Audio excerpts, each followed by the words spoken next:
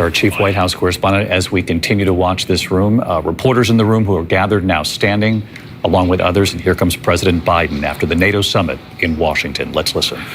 Thank you. Please be seated. Well, good evening.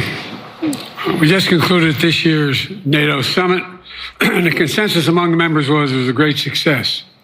It was especially momentous because it represented the 75th year, the most important military defense alliance in the world's history of the world. We should never forget that NATO grew out of the wreckage of World War II, the most destructive war in history. The idea was to create an alliance of free and democratic nations that would commit themselves to a compact of collective defense. Standing together, they knew we'd all be safer. Can you hear it okay? Let me know. Attack on one would be treated as an attack on all. And it's worked because a would-be aggressor knows if they attack one of us, they'll be attacked by all of us. Sending that message is the best way to deter aggression and prevent wars in the first place. For those who thought NATO's time had passed, they got a rude awakening when Putin invaded Ukraine. Some of the oldest and deepest fears in Europe roared back to life because once again, a murderous madman was on the march. But this time, no one cowered in appeasement, especially the United States. We collected intelligence that Russia was planning to invade Ukraine months before the invasion. I directed the intelligence community to be a significant amount of intelligence to be declassified so I could start building an international coalition to oppose the invasion. Then in February, some of you remember, I warned the world that the invasion was imminent. I rallied a coalition of 50 nations from Europe to Asia to help Ukraine defend itself. Many foreign policy experts thought as Putin amassed Russian forces just 100 miles north of Kyiv, the capital of Ukraine, but Putin thought it was the mother home of Russia. The capital would fall in less than a week. But the Ukrainian people, backed by a coalition to help build, stopped them. Today, Kyiv still stands, and NATO stands stronger than it has ever been. During the week of this summit, several heads of states made it a point in their statements to thank the United States and to thank me personally for all that NATO has achieved. NATO is not only stronger, NATO is bigger because we led the charge to bring in Finland and Sweden into the alliance, and it makes a gigantic difference. Excuse me. Meanwhile, my predecessor has made it clear he has no commitment to NATO. He's made it clear that he would feel no obligation to honor Article 5. He's already told Putin, and I quote, "Do whatever the hell you want." In fact, the day after Putin invaded Ukraine, here's what he said. It was genius. It was wonderful. Some of you forgot that, but that's exactly what he said. But I made it clear a strong NATO is essential to American security. And I believe the obligation of Article 5 is sacred. And I would remind all Americans, Article 5 is invoked only once in NATO's long history, and that was to defend America after 9/11. I made it clear that I will not bow down to Putin. I will not walk away from Ukraine. I will keep NATO strong. That's exactly what we did, and exactly what we'll continue to do. Now, the future of American policy is up to the American people. This is much more than a political question. It's more than that. It's a national security issue. Don't reduce this to the usual testament that people talk about, issues of being a political campaign. It's far too important. It's about the world we live in for decades to come. Every American must ask herself or himself, is the world safer with NATO? Are you safer? Is your family safer? I believe the American people know the answer to all those questions is yes. And I believe the American people understand that America is stronger because of our alliances. I believe the American consensus from Truman to Reagan to me still holds today. America cannot retreat from the world. Is America We must safer lead the today world. because of Biden? Let me We're know our your thoughts in the indispensable comments. nation, as Madeleine Albright wrote. Now let me turn to three other key issues. Just this morning, we had a great economic report showing inflation is down. Overall prices fell last month. Core inflation is the lowest it's been in 3 years. Prices are falling for cars, appliances, and airfares. Grocery prices have fallen since the start of the year. We're going to keep working to take down corporate greed to bring those prices down further. Meanwhile, Trump's calling for a 10% tariff on everything Americans buy, including food from overseas, vegetables, and other necessities. And economists tell us that would cost the average American working family another $2,500 a year. It's a tax of $2,500 a year. Second, our efforts to secure the border, southern border, is working. After Trump killed the bipartisan effort to secure the border, Republicans and Democrats had worked on, because he thought it would benefit me and make him a loser, Republicans walked away. So I took executive action last month. As a consequence, working with Mexico, border encounters have gone down over 50%. The current level is lower today than when Trump left office. Third, for months, the United States has been working to secure a ceasefire in Gaza, to bring the hostages home, to create a path for peace and stability in the Middle East. 6 weeks ago, I laid out a detailed plan in writing. It was endorsed by the UN Security Council, the G7. That framework is now agreed on by both Israel and Hamas. So I sent my team to the region to hammer out the details. These are difficult, complex issues. There's still gaps to close. We're making progress. The trend is positive. And I'm determined to get this deal done and bring an end to this war, which should end now. Let me conclude where I began. We're the United States of America. We are the indispensable nation. For more money Our leadership matters. Our partnerships matter. This moment matters. We must rise to meet it. With that, I'll take your questions. I've been given a list of people to call on here. Reuters, Jeff Mason. That was short. Well, and he said he was given a list of people to Mr. call. President, your political future has hung over the NATO summit a little bit this week. Speaker Pelosi made a point of suggesting that your decision on whether to stay in the race was still open. George Clooney and a handful of lawmakers have called on you to step aside. Reuters is reporting tonight that UAW leadership is concerned about your ability to win. UAW just endorsed me, but go ahead. Thank you. My question for you is, how are you incorporating these developments into your decision to stay? And separately, what concerns do you have about Vice President Harris's ability to beat Donald Trump if she were at the top of the ticket? Look, I wouldn't have picked Vice President Trump to be vice president until I think she was not qualified to be president. Vice President. So let's start there. Number one. The fact is that the consideration is that I think I'm the most qualified person to run for president. I beat him once, and I will beat him again. Secondly, the idea, I served in the Senate a long time. The idea that senators and congressmen running for office worry about the ticket is not unusual. And I might add, there are at least 5 presidents running or incumbent presidents who had lower numbers than I have now, later in the campaign. So there's a long way to go in this campaign. And so I'm just going to keep moving. And because, look, I got more work to do. We've got more work to finish. There's so much, we've made so much progress. Think about it. Think about where we are economically relative to the rest of the world. Name me a world leader who wouldn't want to trade places with our economy. We created over 800,000 manufacturing jobs, 1.5 million. So things are moving. We got more to go.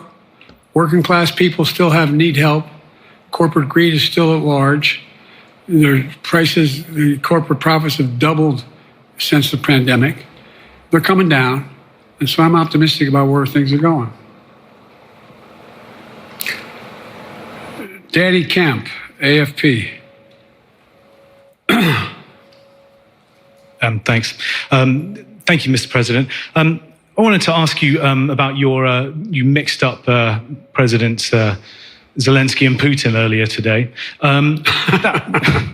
And you now have sort of your key allies, including the British Prime Minister, the President of France, and the German Chancellor having to step in and make excuses for you on that. Officials here are saying off the record that your decline has become noticeable. Hasn't this now, frankly, become damaging for America's standing in the world? Thank you. Did you see any damage to our standing in my leading this conference? Have you seen a more successful conference? What do you think? And the Putin piece, I was talking about Putin, and I said, and now, at the very end, I said, Putin. I said, no, I'm sorry, Zelensky. And then I added 5 other names. Look, guys, the idea anybody suggests that we haven't had an incredibly successful conference. How many times did you hear in that conference, I know it sounds too self-serving, but other leaders, heads of state, in thanking me, saying the reason we're together is because of Biden, because Biden did the following. Look, folks, this is well, anyway, I thought it was the most successful conference I've attended in a long time, and find me a world leader who didn't think it was. Next one, Nancy Cordes, CBS. Thank you, Mr. President. You mentioned other instances in history where presidents have faced a challenge. But what makes this moment in history so unique is that it is not your enemies who are calling on you to reconsider your decision to stay in the race. It's your friends, supporters, people who think you've done a great job over the past 4 years. Have you spent time thinking about what it would mean for your legacy, which you've worked decades to build, if you stay in the race, despite the concerns that voters say they have, and you lose to someone who you yourself have argued is unfit to return to the Oval Office? Well, look, I'm not in this for my legacy. I'm in this to complete the job I started. As you recall, understandably, many of you and many economists thought my initial initiatives that I put forward, can't do that, it's going to cause inflation, things are going to skyrocket, the debt's going to go up. What are you hearing now from mainstream economists? 16 economic Nobel laureates said I've done a hell of a job. And under my plans so far and what's going to happen in the future if I'm reelected, that things are going to get much better. Our economy is growing. I was determined when I got elected to stop the trickle-down economic theory, that if the wealthy did very well, everybody else would do well. My dad was a well-read, decent guy. I don't remember much trickling down on his kitchen table. Middle-class people and working-class people need help. And so what happened is I decided to was able to implement as president what I believed when I was a senator. And that is that the way to build this economy is from the middle out and the bottom up. That way we grow the economy. And the wealthy still do very well. They do fine. And guess what? Find me an mainstream economist who said we haven't done well. What have we not done that isn't working right now? And so we got more to do, though. We got to finish the job. And by the way, I come from the corporate state of the world. Delaware has more corporations registered in Delaware than every other state in the nation combined. I'm not anti-corporate, but corporate profits have doubled since the pandemic, doubled. It's time things get back in order a little bit. It's time, for example, if I'm reelected, we're going to make sure that rents are kept at 5% increase, corporate rents for apartments and the like and homes are limited to 5%. We're going to make a lot of changes that I've been talking about because we're going to continue to grow this economy. And by the way, remember how I got so roundly criticized for being so pro-union, not labor, union. Well, guess what? I've been the most pro-union labor president in history. Not a joke. And guess what? We had the Treasury Department do a study. When unions do better, everybody does better. Everybody does better. And we talk about how, for example, remember when we talked about getting the computer chip industry back in the United States? Used to be 40% of the industry. We invented the chip. 40% of the industry was in the United States. And former presidents decided that the best way to do it is find the cheapest labor in the world, send the product over there, and import what the product was. Freedom, yeah. And so what I do, I was told not to go over to Europe, to Asia, including Europe, but Asia. And I remember going to South Korea, convincing them to invest $20 billion in the United States to build computer chip factories. And I asked why when they finally decided to do it. And the answer was because you have the safest economy in the world and you have the best workers in the world. So the whole idea here is we've invested, there's over $50 billion in investment in computer chip manufacturing just coming into being. None of you thought that would happen. None of you thought that would happen. But it's happening. It's happening. And it's going to grow economies. All through, and by the way, red states and blue states.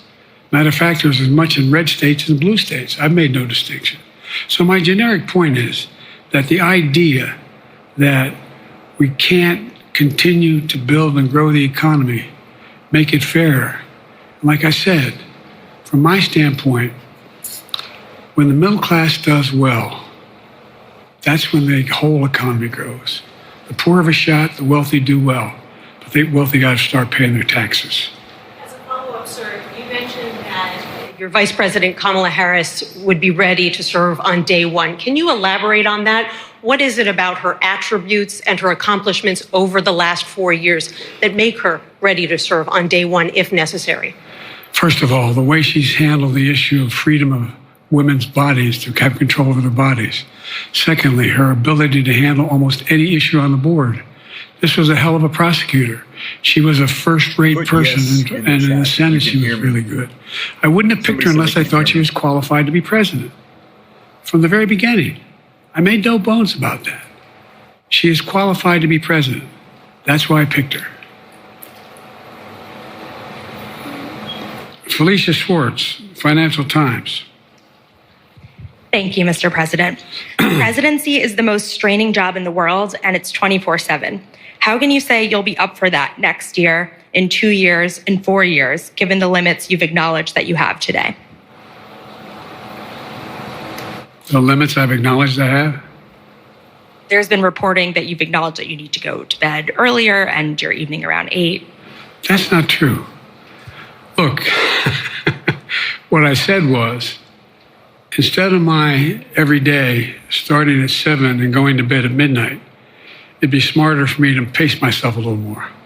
And I said, for example, the 8, 7, 6 stuff, instead of starting a fundraiser at 9 o'clock, start at 8 o'clock. People get to go home by 10 o'clock.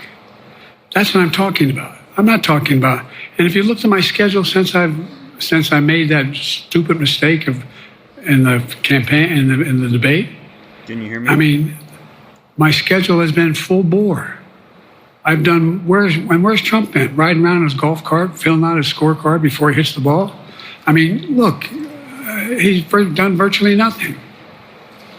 And I don't know how many, don't hold me to it, roughly 20 major events. Some with thousands of people showing up.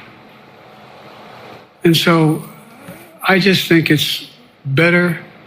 I always have an inclination, whether I was playing sports or doing politics, just to keep going, not stop. I just got to just pace myself a little more. Pace myself. And the next debate, I'm not going to be traveling into 15 time zones a week before. Anyway, that's what it was about. That's what it was about. And by the way, even with that, I love my staff, but they add things all the time, at the very end. I'm catching hell from my wife for that. Anyway.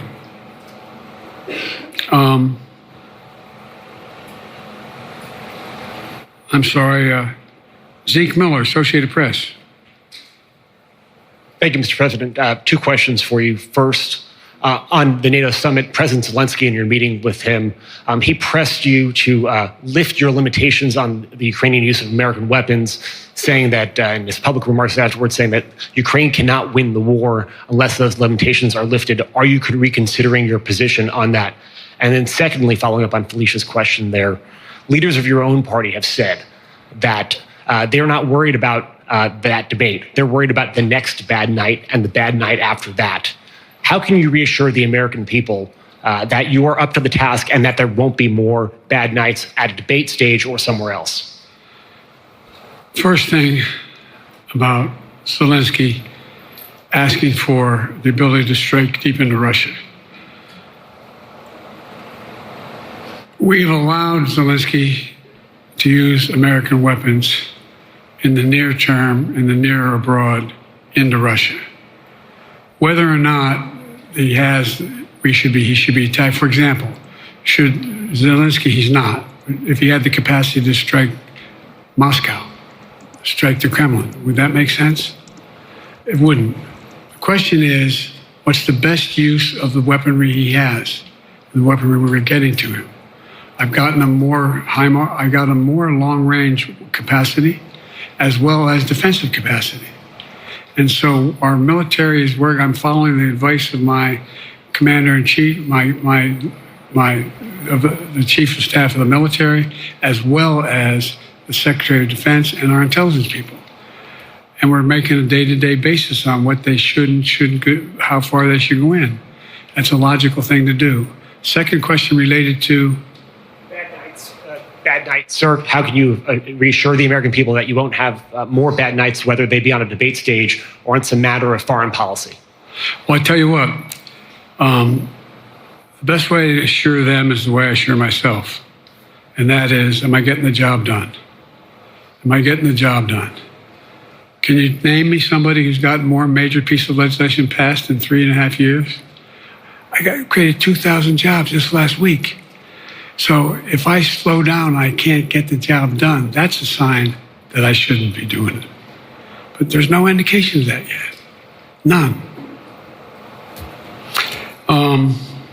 Who I got here?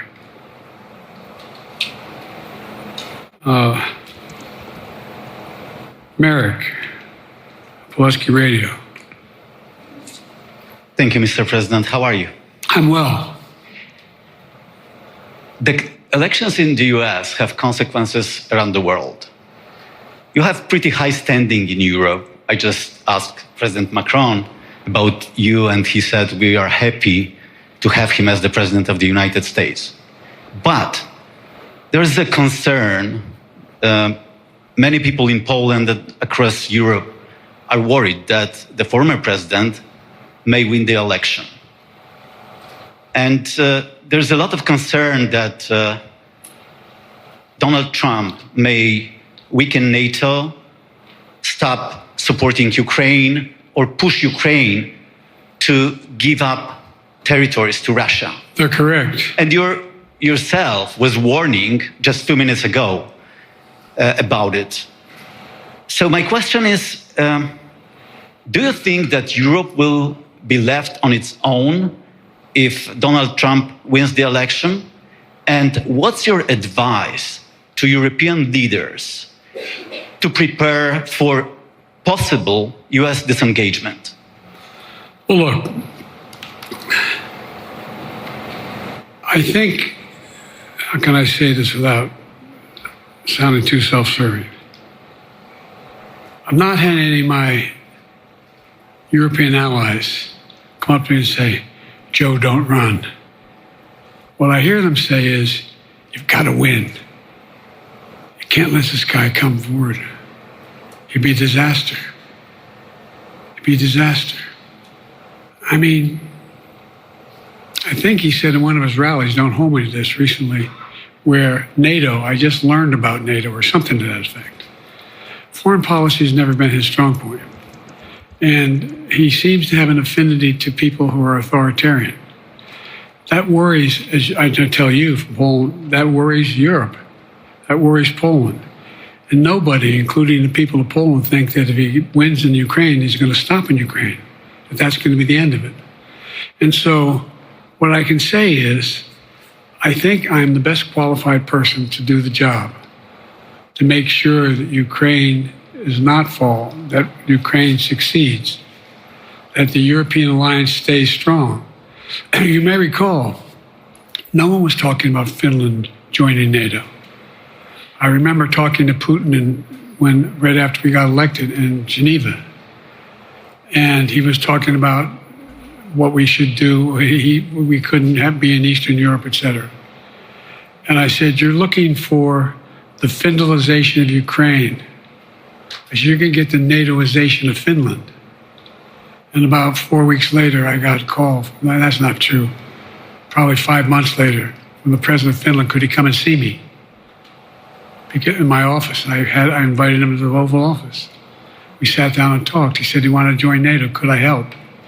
And I did. It wasn't automatic. And then I got a call from the Swedes. I beg your pardon?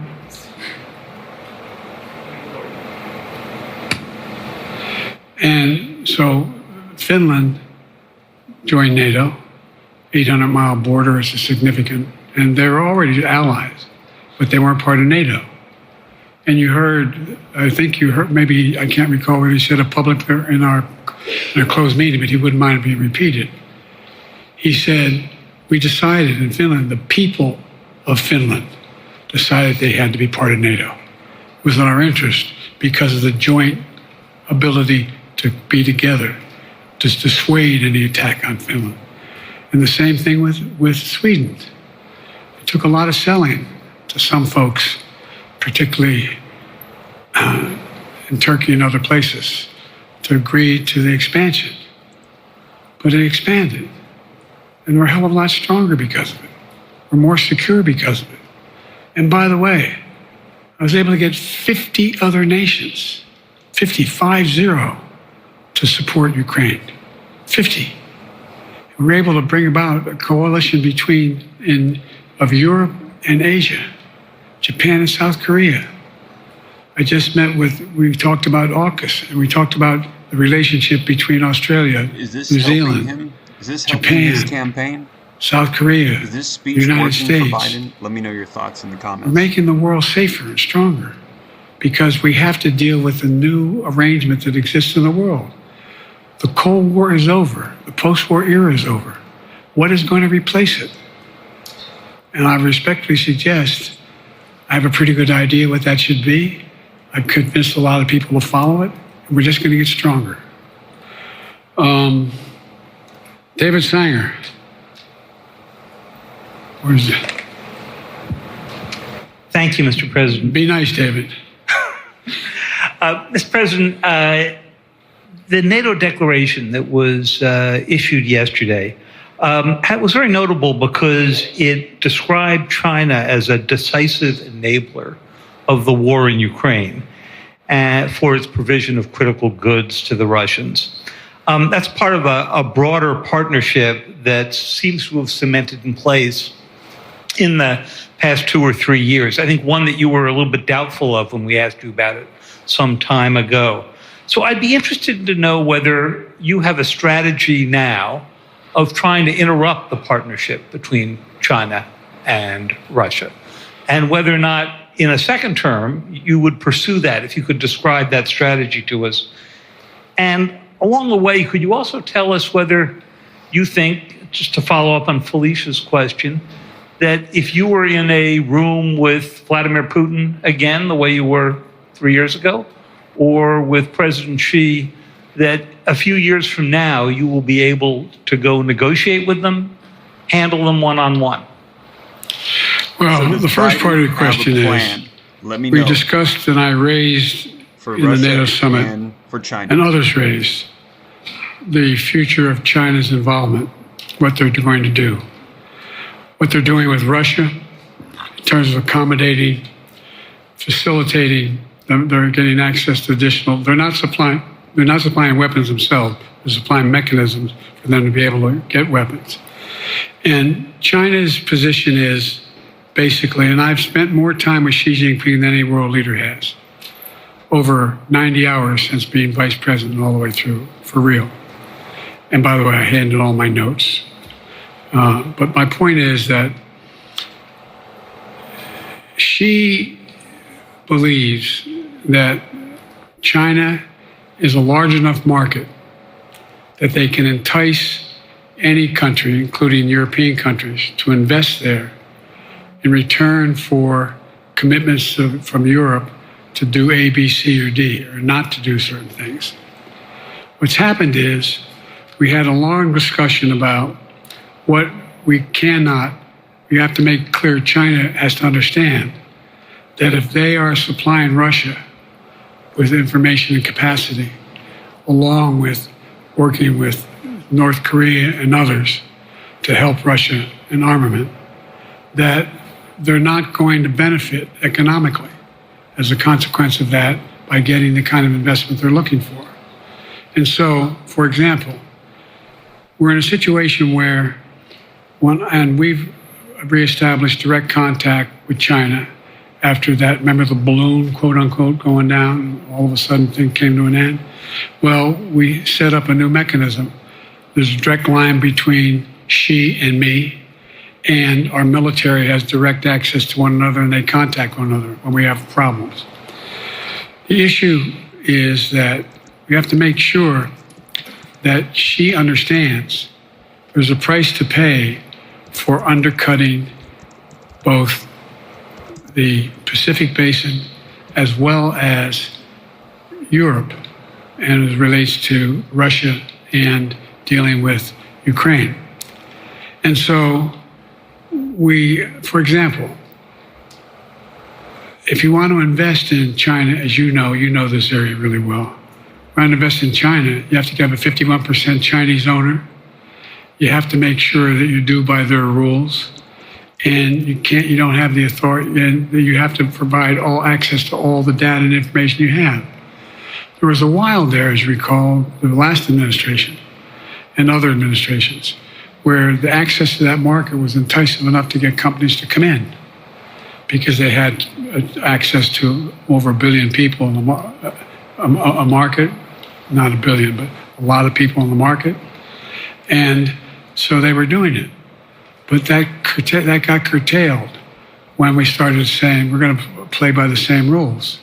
For example, the idea they don't abide by the international rules related to subsidizing products by the government funding. So guess what? They're not going to be able to export their electric vehicles to the United States without a significant tariff. Others are doing the same thing around the world. But it is a concern.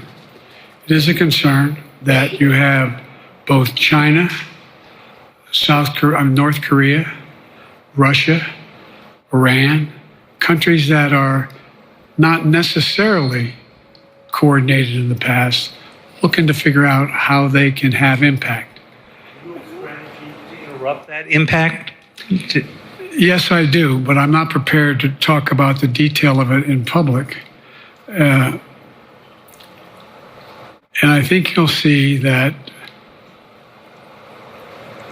some of our European friends Who voted for this are going to be curtailing their investment in Russia. In China, as long as China continues to have this indirect help to Russia in terms of being able to help their economy as well as help them in, as a consequence of that, their ability to fight in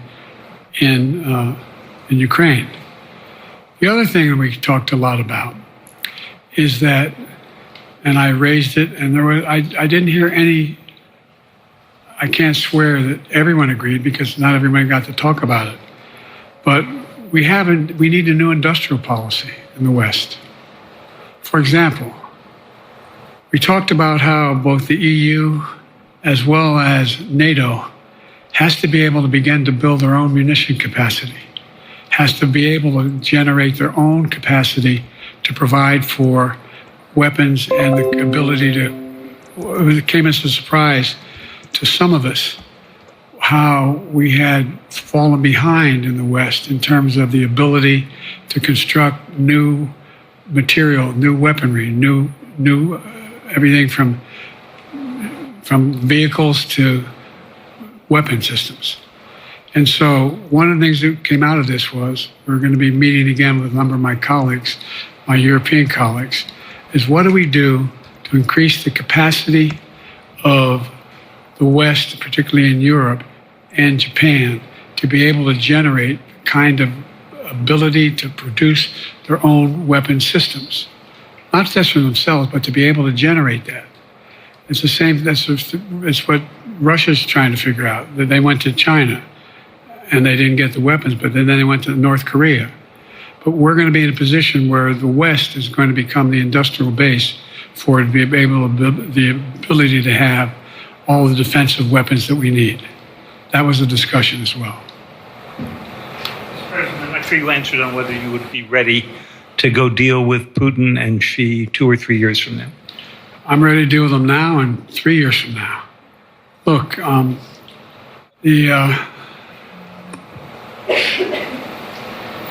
like I said, I'm dealing with Xi right now and direct contact with him.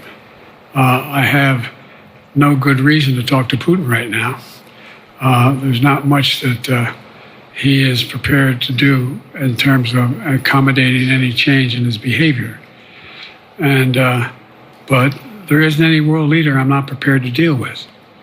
But I understand the generic point is Putin ready to talk? I'm not ready to talk to Putin unless Putin's ready to change his behavior. And the idea, look, Putin's got a problem. First of all, in this war that he is supposedly have won, and by the way, I think, don't hold me to the exact number, but I think that Russia had 17.3% of Ukraine that they've conquered. Now it's 17.4. I mean, in terms of percentage of territory. They've not been very successful. They've caused horrible damage, loss of life, but they've also lost over 350,000 troops, military, killed or wounded.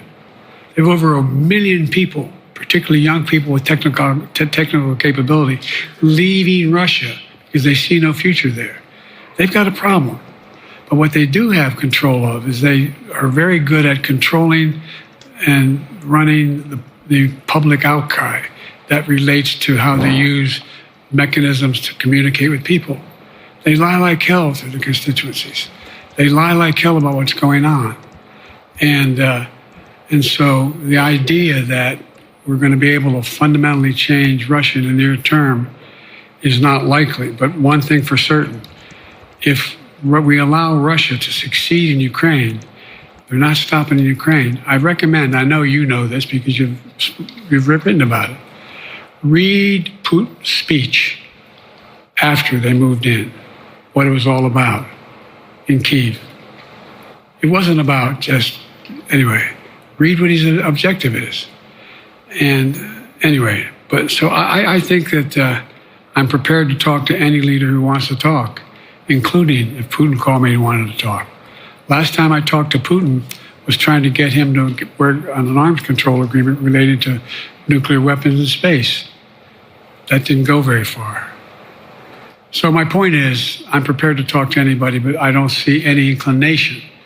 There is an inclination on the part of the Chinese to keep in contact with me. Sorry, because they're not sure where this all goes. And look what's happened in Asia. We have strengthened the Asian Pacific area more than anyone else has.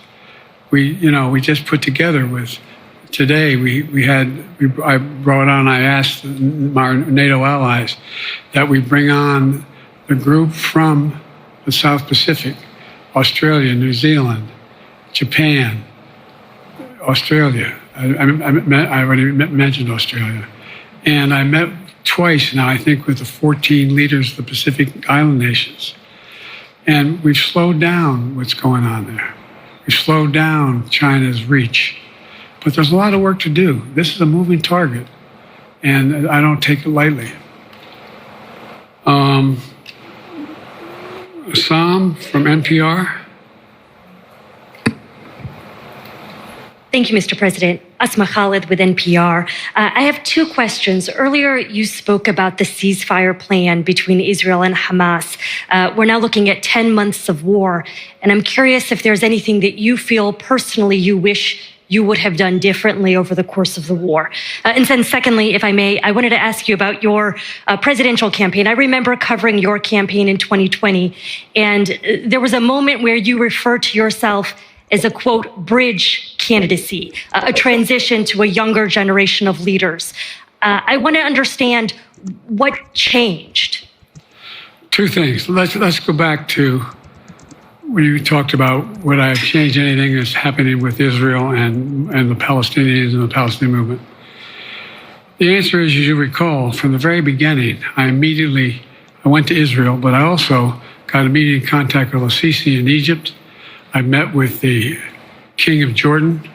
I met with most of the Arab leaders to try to get a consensus going as to what had to be done to deal with getting more aid and food and medicine into the Gaza Strip.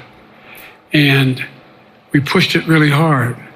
And Israel occasionally was less than cooperative. You're welcome, number one. Daughter. Thank you. The Israeli War Cabinet. I've been dealing with Israel since Golda Meir. I've saw some of the reporters around here come here all the time have heard me say this. The first time I met with Golda Meir, I sat across from her at her desk, and her assistant was Rabin sitting next to me. That's how far back I go. I know Israel well, and I support Israel. But this war cabinet is one of the most conservative war cabinets in the history of Israel. And there's no ultimate answer other than a two-state solution here. And so what was able to be done in terms of the plan I put together was it would be a process for a two-state solution. And we get the Arab nations to, particularly from Egypt all the way to Saudi Arabia, to be in a position where they would cooperate in the transition so that they could keep the peace in Gaza without Israeli forces staying in Gaza. The question has been from the beginning, what's the day after in Gaza? And the day after in Gaza has to be, the end of the day after has to be no occupation by Israel on the Gaza Strip, as well as the ability for us to get in and out as rapidly as you can, all that's needed there. I've been disappointed that some of the things that I put forward have not succeeded as well, like the port we attached from Cyprus. I was hopeful that would be more successful. But that's why when I went to Israel immediately after the massacres that occurred at the hands of Hamas, the one thing I said to the Israelis, and I met with the War Cabinet and with Bibi, don't make the same mistake America made after bin Laden. There's no need to occupy anywhere. Go after the people who did the job. You may recall, I still get criticized for it, but I was totally opposed to the occupation and trying to unite Afghanistan. Once we got bin Laden, we should have moved on, because it was not no one's ever going to unite that country. I've been over every inch of that, not every inch, the entirety from the poppy fields all the way to the north. I said, don't make the same mistake we made. Don't think that's what you should be doing, is doubling down. We'll help you find the bad guys, Sinwar and company. And all this criticism about I wouldn't provide when the weapons they needed. I'm not providing them 2,000-pound bombs. They cannot be used in Gaza or any populated area without causing great human tragedy and damage. But remember what happened when you had the attack on Israel with rockets and ballistic missiles. I was able to unite the Arab nations as well as Europe, and nothing happened. Nothing got hurt. It sent an incredible lesson to what was going on from the Middle East. So there's a lot of things, in retrospect, I wish I had been able to convince the Israelis to do. But the bottom line is we have a chance now. It's time to end this war. Doesn't mean walk away from going after Sinwar and Hamas. And if you notice, you know better than most, there is a growing dissatisfaction on the West Bank from the Palestinians about Hamas. Hamas is not popular now. And so there's a lot of moving parts. I just have to keep moving to make sure that we get as much done as we can toward a ceasefire, and get those. And by the way, look at the numbers in Israel. I mean, my numbers are better in Israel than they are here. But then again, they're better than a lot of other people here too. But anyway. Thanks for the $2 candidacy in 2020. You referred to yourself as being a bridge candidate for a younger, fresher generation of Democratic leaders, and I wanted to know what changed. What changed was the gravity of the situation I inherited in terms of the economy, our foreign policy, and domestic division. And I think, I won't put words in anybody's mouth, most presidential historians give me credit for having accomplished more than most any president since Johnson and maybe before that to get major pieces of legislation passed. And what I realized was my long time in the Senate had equipped me to have the wisdom to know how to deal with the Congress to get things done. We got more major legislation passed that no one thought would happen. And I want to finish it, to get that finished. If tomorrow, if we had a circumstance where there was a lineup and I hadn't inherited what I did and we just moved things along, anyway, it's going to change. Last question. Haley Bull, Scripps. Or no, Josh Weingrove, I'm sorry, was the next one. I'll do 2 more questions. Thank you, Mr. President. Many of your colleagues, Democrats on the Hill, are watching tonight as they assess what they want to say about your candidacy. I'm wondering how you're thinking of this right now. It seems like your answer is clear, but they're watching how things go tonight, tomorrow in Michigan, next week in Texas and Nevada. Are you thinking that way about how the next week or 2 goes would inform your... Am I using that way, you said? Are you thinking that way about how the next 2 weeks go? Will that affect your decision, or are you fully determined on running in November as the party's nominee? I'm determined on running, but I think it's important that I allay fears by let them see me out there. Let me see them out. For the longest time it was, Biden's not prepared to sit with us unscripted. Biden's not prepared to, anyway. And so what I'm doing is, and I've been doing, I think we've done over 20 major events from Wisconsin to North Carolina to demonstrate that I'm going out in the areas where we think we can win, where we can persuade people to move our way, or people are already there. And here, look, the other thing is, we have the most extensive campaign organization of anybody's had in a long, long time. We have well over 1,000 volunteers knocking on doors, making phone calls, making tens of thousands of phone calls. We have headquarters. I forget exactly how many. I don't want to cite a number and then find out I'm off. But we have scores of headquarters in all the toss-up states. We're organized. We're moving. And that's awful hard to replace in the near term. And here's the other thing. I was in the Senate a long time. Very proud of what I've done in the Senate. I was chairman of the Foreign Relations Committee for a long time, and I was chairman or ranking member and chairman of the Judiciary Committee. I'm going to be going down to the Johnson Library. Thank you for the super chat. I'm going to be going around making the case of the things that I think we have to finish and how we can't afford to lose what we've done or backslide on civil rights, civil liberties, women's rights. There's that little button we have. Control guns, not girls. I mean, the idea We're sitting around. That's where Kamala's so good as well. We're sitting around. More children are killed by a bullet than any other cause of death. The United States of America. What the hell are we doing? What are we doing? We got a candidate saying, promise the NRA, don't worry, I'm not going to do anything. I'm not going to do anything. We got a Supreme Court that is what you might call the most conservative court in American history. This is ridiculous. There's so much we can do still. And I'm determined to get it done. It's about freedom. And by the way, I'll end this. Well, I'm not going to do that. Haley has to come up too. But I remember I made a speech on democracy in Philadelphia at Independence Hall. And I'm not being critical, just observing.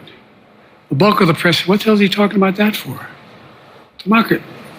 You did. Democracy is not an issue. Democracy is not an issue. Except the polling data showed 60% of the people knew I was right, thought I was right. Sure why. I'm not asking you a question. You don't have to answer, obviously. But do you think our democracy is under siege based on this court? Do you think democracy is under siege based on Project 2025? Do you think he means what he says when he says he's going to do away with the civil service, eliminate the Department of Education, make sure? I mean, we've never been here before. And that's the other reason why you say, hand off to another generation. I've got to finish this job. I've got to finish this job because there's so much at stake. You've had some discussions over the past few days with your press secretary about the question of health exams. And you said you take a cognitive test every day in this job. Are you open to taking another physical or test before the election? Governor Whitmer of Michigan, for instance, said it wouldn't hurt to take a test. Well, look, two things. One, I've taken 3 significant and intense neurological exams by a neurologist. In each case, as recently as February. And they say I'm in good shape, okay? Although I do have a little problem with my left foot because it's not as sensitive because I broke my foot and didn't wear the boot. But I'm good. I'm tested every single day about my neurological capacity to do decisions I make every day. You talk to my staff, all of you talk to my staff. Sometimes my staff talks a lot. But the fact of the matter is, I don't think you have them telling you that all the major ideas we've undertaken haven't been in part initiated by me. I remember when the staff, I said, I'm going to go to South Korea. We're going to get the chip. What are you doing? I'm going to get Japan and Korea back together again after essentially having hostilities toward one another since the end of World War II. I'm going to move and see that we can expand it. You know, the only thing age does is help you with it, creates a little bit of wisdom if you pay attention. And so the point I'm making is, I think it's important that if the neurologist tells me he thinks I need another exam, and by the way, I've laid every bit of the record out, hadn't hidden a thing. You ought to ask Trump for his, okay? I laid it all out. And every single day I'm surrounded by good docs. If they think there's a problem, I promise you, or even if they don't think it's a problem, they think I should have a neurological exam again, I'll do it. But no one's suggesting that to me now. And I'll ask you another question. No matter what I did, no one's going to be satisfied. Did you have 7 docs? Did you have 2? Who'd you have? Did you do this? How many times did you? So I am not opposed if my doctors tell me I should have another neurological exam, I'll do it. But that's where I am. Haley Bull, Scripps. Thank you, Mr. President. You said you're making decisions on a day-to-day basis when it comes to support for Ukraine. Does that mean you have not closed the door on further considering lifting restrictions for U.S.-made weapons inside Russia? And if I may, your convention is coming up where your delegates are pledged to make you the official nominee If they have second thoughts, are they free to vote their conscience? Obviously, they're free to do whatever they want, but I got overwhelming support. Overwhelming support. I won, I forget how many votes I won in the primary. Overwhelming. And so tomorrow, if all of a sudden I show up at the convention, everybody says, we want somebody else, that's the democratic process. It's not going to happen. Even if that means they vote for someone else? Sure. Look,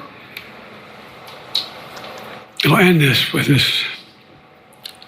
I served in the Senate a long time. I understand the impetus Sound therapy. of candidates running for local Biden is the office pinnacle of American intelligence. and whether they competence, and think masculinity. if they can help them or not.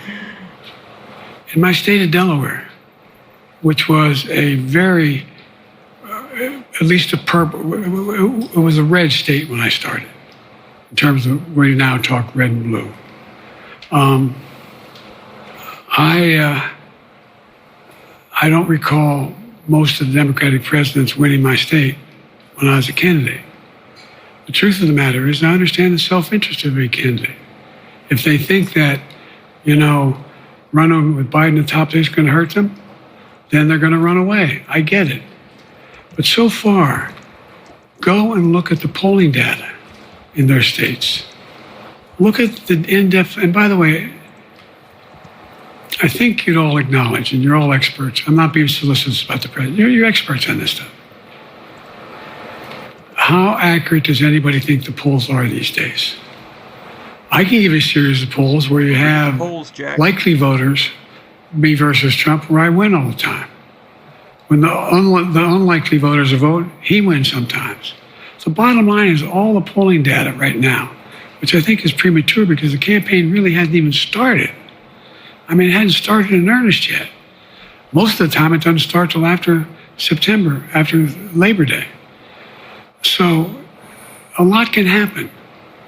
But I think I'm the best I believe I'm the best qualified to govern. And I think I'm the best qualified to win. But there are other people who could beat Trump too. But it's awful start from scratch. And, we talk about, money raised. We're not doing bad. We got about $220 million in the bank. We're doing well. So with that, you have any want to follow up on any of that you just asked me? Yes. You earlier explained confidence in your vice president. Yes. If your team came back and showed you data that she would fare better against former President Donald Trump, would you reconsider your decision to stay in the race? Okay. No, unless they came back and said, there's no way you can win. Me. What they're saying. No one's saying that. No poll says that. Mr. President, okay. Thanks. This ends tonight's press conference. Thanks, everybody. Wow, there's a lot of polls saying that. There's a lot of polls saying that. This concludes. Respectfully, there's a lot of you polls. misspoke. Let him talk. Answer. You referred to Vice President Harris as Vice President Trump. Right now, Donald Trump is using that to mock your age and Finally, your memory. yes. How do you combat that criticism from tonight? Listen to him. This concludes tonight's press conference. Thank you, everybody. Wow. Thanks, everyone. You're going to end it like that? One more extraordinary moment in this presidential campaign, and then we say this often, and we can't overstate it, that every day in the spotlight is another critical test for President Biden in this election, having given the debate performance that he did that was so highly criticized afterwards, the moments during that debate. Obviously, a lot of criticism for the former President Donald Trump in that debate as well, but it's the president who must now make the case before the American people and in front of fellow Democrats that he is the best person to be the nominee for their party moving forward.